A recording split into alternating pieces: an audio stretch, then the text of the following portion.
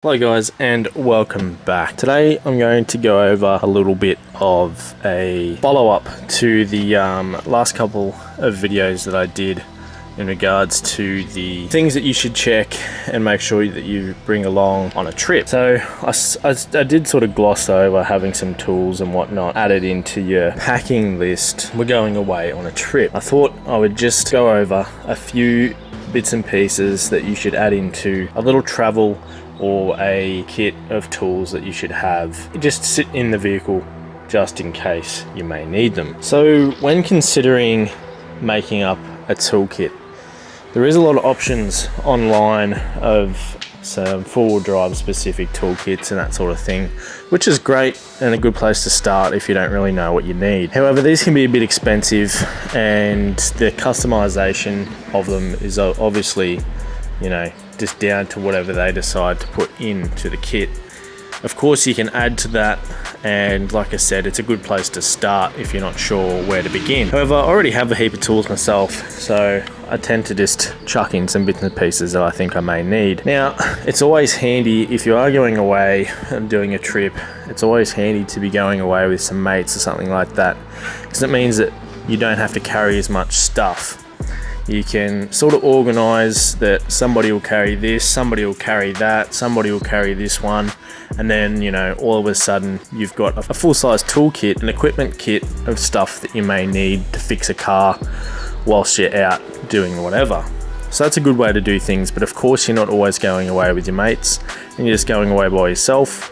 So it's always handy to have the stuff there in case you do need it. So these are some things that I would certainly recommend bringing. So I've got a heap of crap just laid out here on the bench. It's just stuff I am typically using when doing stuff for my business. However, a lot of this stuff is actually really handy to bring along on a trip as well. So in here is a small deep socket set. So as you can see, it's got a lot of imperial and also metric sockets all the way from 6mm up to 12mm, and it's a 1/4 inch drive set.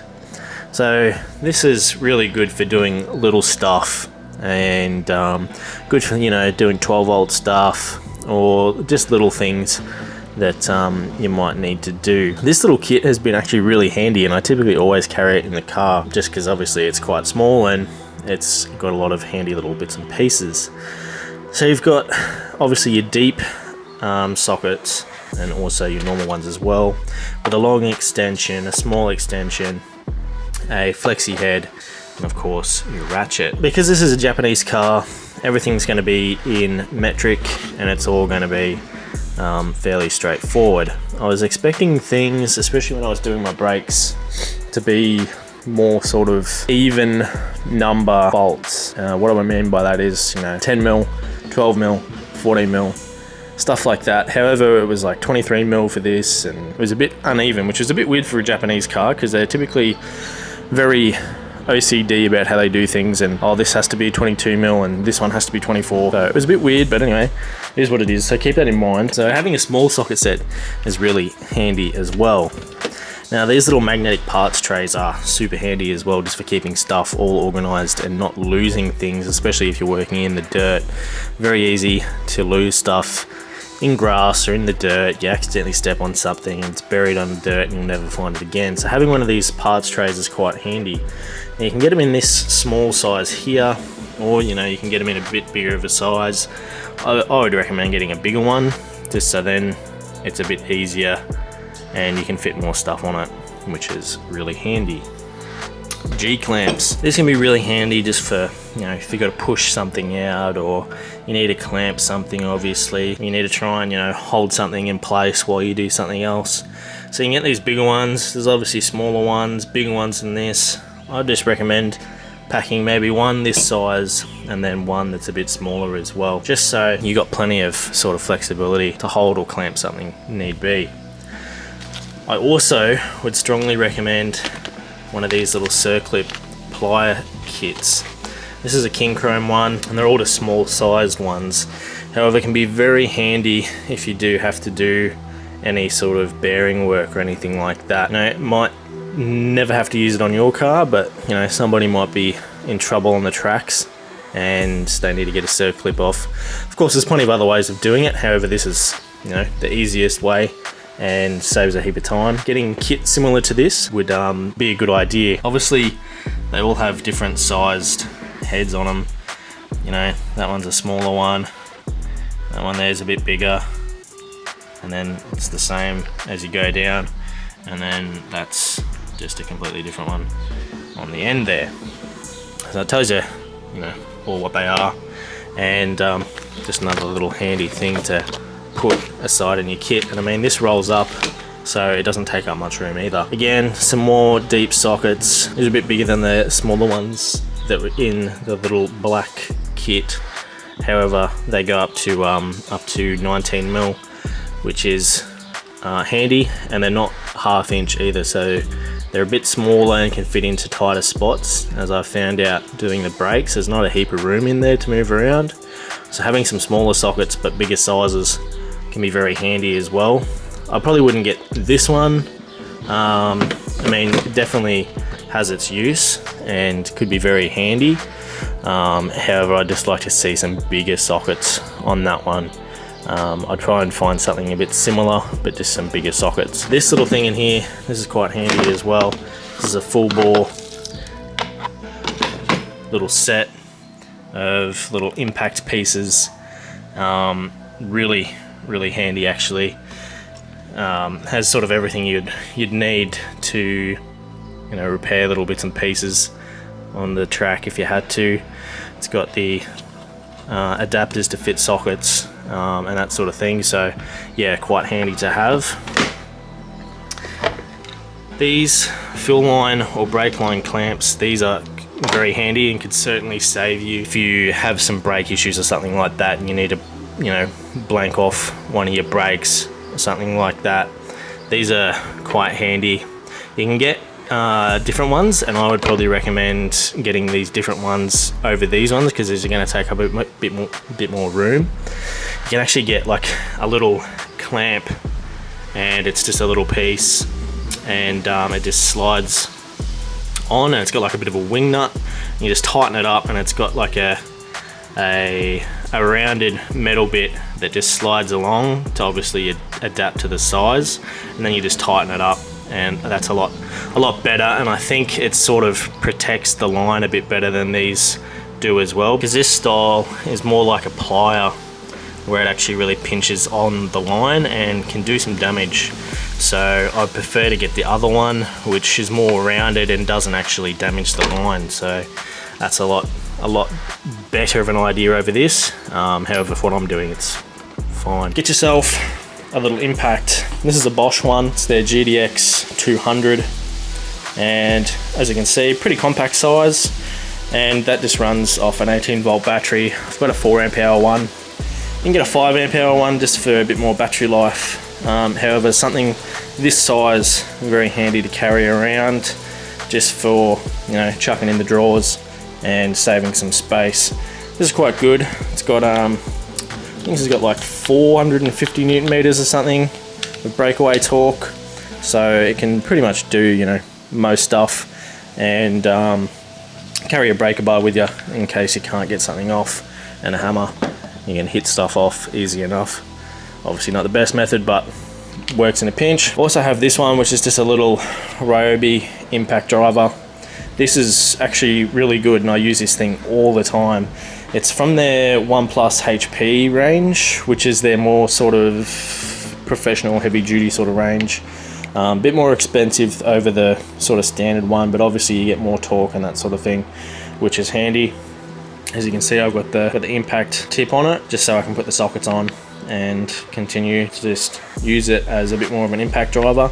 Again, it's a bit smaller than the Bosch one, so it can fit a bit easier. And I mean, I typically run all Ryobi tools anyway, so I've got plenty of batteries for them, up to 6 Ah, plenty of battery life, and this thing has been great. It's never let me down. Just some power tools to consider, and I definitely recommend getting some sort of impact of some description from your preferred brand. These sort of battery sort of ratchet jiggers are quite handy as well. They don't have anywhere near the sort of torque of an impact, but they just save a lot of time. Instead of just ratcheting, they do it obviously battery powered, so it's a heap easier to get stuff off and save you a bit of time. Handy to have, but probably not necessary. Small screwdrivers, very handy for getting into places and prying things, or to do, you know, small little jobs, prying bits out of places. Pretty handy to have a selection of little screwdrivers all the way up to sort of some bigger stuff as well. You can sort of get away with having some ratchet style screwdriver attachments. They can work as well, but I mean, you've got to figure if you're trying to get into somewhere tight or pry things, it's not going to work the same as a normal screwdriver. So just consider what's going to be best for you. Paintbrushes. This can be really handy if you're in a really dusty environment and you need to dust something off to be able to check or clean, or to be able to inspect something. Some just cheap, you know, assorted paintbrushes of varying sizes can be very handy, especially if you've got a trailer plug as well. Being able to get all the dust and crap out of that if you're having some dramas can yeah, certainly help you. If you're getting any sort of fault codes and stuff, give it a good brush out, and then, you know, get all the big stuff out of there and get an air compressor in there and blow it out. Needle nose pliers, again, very handy to have to get into some, you know, deeper spots and get onto you know, these style of clamps, hose clamp style clamps. These things are on, you know, just about everything these days, and a pair of needle nose pliers to get over that, very important to have. Now moving on a little bit, some good picks. I don't recommend this brand because I've already bent these, so the steel quality isn't very good. However, a good set of picks can definitely help, again, with picking stuff out or trying to get into some tight spots, that sort of thing. Handy to have them. Again, I mean, they don't have to be in this. You can make up, you know, get a tool bag or something like that and just chuck a heap of stuff in, and you know, chuck it in the back, whatever. Getting some, you know, sprays and stuff, again, very important to have. Maybe chuck a little can of lithium grease in. Really good for, you know, dispersing moisture or keeping moisture away from things. And it's also really good for, you know, if you have a rear bar and you know, your little swing away for your spare wheels all starting to get rusty and bound up, bit of lithium grease and away she'll go again. WD-40, this stuff, well, I mean, the most universal product apart from duct tape. Something very, very important to have in your car, because you just never know when you're going to need some WD-40. It does more than just, you know, as a penetrant. It does a heap more stuff than that. So that's pretty handy to have, especially if you need to take seized bolts and stuff off. Yeah, WD-40 is the way to go. I mean, you don't have to grab a big can either. They've got the little ones and then like the mini ones as well, so you can grab them and they don't take up much space. Something that's probably overlooked as well is a little file set. You never know when you might have to take something off, or, you know, you've done a CV or something like that, and you know, because it's broken, it's left a burr on something, and you need to try and get rid of the burr. One of these mini file sets is really handy. This has obviously got a heap of different type of files in it, and having something small and compact like this with a heap of versatility can certainly save you from, you know, being able to put something in and not being able to put something in. So a little set like this be perfect for taking away on a trip. Now this is one of them little tool bags I was talking about. As you can see, it doesn't take up a heap of space, and you can fit a whole load of crap in it. This is just, I'm using it as storage, but I'm going to get a tool bag very similar to this that you can just chuck a heap of stuff in, and it's obviously designed for it. This one's quite good, plenty of storage on it. Got some molly strap on the side where you can just, you know, chuck some stuff in there, and obviously zip pockets and stuff to fill up. Something again that's just probably overlooked is having a couple of lighters in the car. In the top of this toolbox here, I've got a large ratchet spanner set, which is really handy. However, it's not very large. It's probably only about from there to about there, so it's not very big. but it goes all the way up into the 20mm size spanners. And because they're ratcheting, they're simple to use. So a ratcheting spanner set that goes up into the 20mm, high 20mm range, certainly very important. Another couple of things to bring along, the drawers are packed of course, multimeter, very handy to bring along. If you're starting to have some dramas with your electrical system, or you know, your battery or something like that is going on, be able to diagnose what the issue is with a multimeter. Obviously, you know, it's not taking up much space, so certainly something to pack along as well. Now, again, a couple of things that we don't really think about bringing because we just think, oh yeah, it works, and that's about it. Get yourself some crimping and also some stripping tools.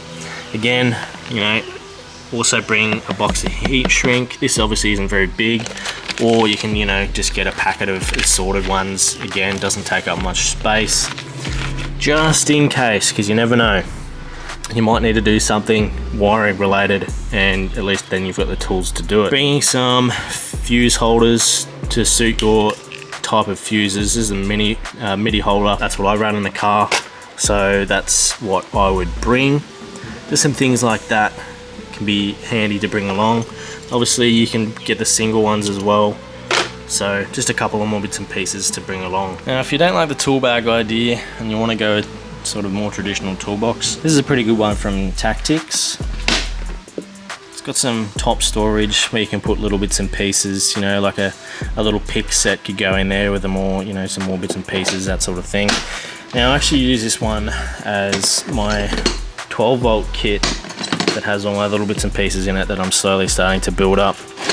So you fold the lid back, and you've got a top tray where you can put a heap of stuff. And underneath I've got a heap more, you know, bits and pieces, bit of conduit. Again, more of these connectable MIDI fuse holders that I'm going to use to upgrade the 12-volt system. I've ordered a more 4x4 plate to go over the battery, which allows for you to bolt these little fuse holders down when I can get the thing off. So you can bolt these down and then connect them on the little side tabs there.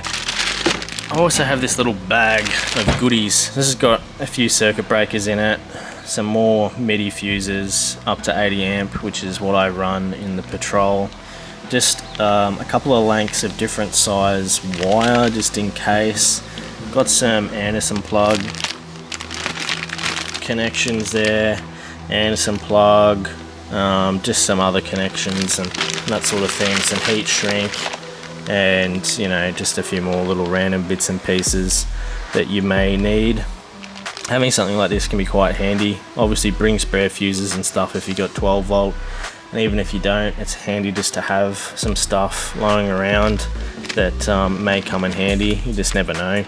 So yeah, I've got a few of these, 50 amp, 70, 80, 60, you know, all the amps, just because. Now a lot of this stuff is really, I don't know, I'm gonna sound all army here, but it really is sort of environment specific. So, you know, if you're going away somewhere where you're going to have access to parts and stuff, you know, you're probably not going to have to take so much stuff. A lot of us do like to go remote, so you're not going to find a lot of spare parts and bits and pieces out there. So having some stuff that can get you by until you get to the next major town can certainly save your bacon. Another little thing that you can bring along, a punch set. You never know, you might need to drill something out, you might need to make a mark in something, you might need to, you know, hit something out. A little punch set can certainly help with that. Another little thing too, some of these, some little vice grips. You can obviously get, I got a little kit of 3 different sizes. You know, you can get some about that size, probably help you a lot of the time. These ones here, these are a smaller set, but have obviously a different snout on them. These are more of a, you know, needle nose style, which can be good for, you know, really holding something in place. And then you can go up to big boy size like this. Also something that can be pretty handy is an assortment of different nuts and bolts. Obviously you don't need to go this crazy and have a big kit like this. You can just have a bag full of different types with some, you know, washers, split washers, and different types of nuts. You might need to repair something, or something might fall out of somewhere, and at least you might have a bolt that might fit, or you can make it work. As you can see, this goes up to some pretty big nuts and bolts, and you know, all the way sort of down into some smaller ones as well, with different washers and that sort of stuff. Having a little bag full of that sort of stuff can be quite handy, especially if you're on corrugations and stuff. Sometimes bolts do fall out, and if you can, you know, limp yourself to somewhere to get some proper stuff, well, you know, it saves you money and time. At least you can, you know, carry on with your trip. Now, you might think that's a lot of stuff, and yeah, it is a little bit of stuff. A lot of it, you know, like to hope you'll never need, but like I keep on mentioning, you just never know when something might happen and you might need to either fix it yourself, or, you know, come up with a way to limp you home somehow. Get your bush mechanic hat on and come up with a fix to repair whatever it is that might break. Now, of course, Patrols are pretty good. They are pretty reliable, and they do handle, you know, tough conditions pretty well. They are a pretty good car when it comes to that. When I went away and did Think, had absolutely no dramas whatsoever. The car was perfect. I'm giving you a couple of little solutions to carry all that sort of stuff. Tool bag, obviously handy because you can stack all your impacts and stuff in it, and they do have quite a bit of room in them. Obviously, you know, pick the one that's going to work best for you.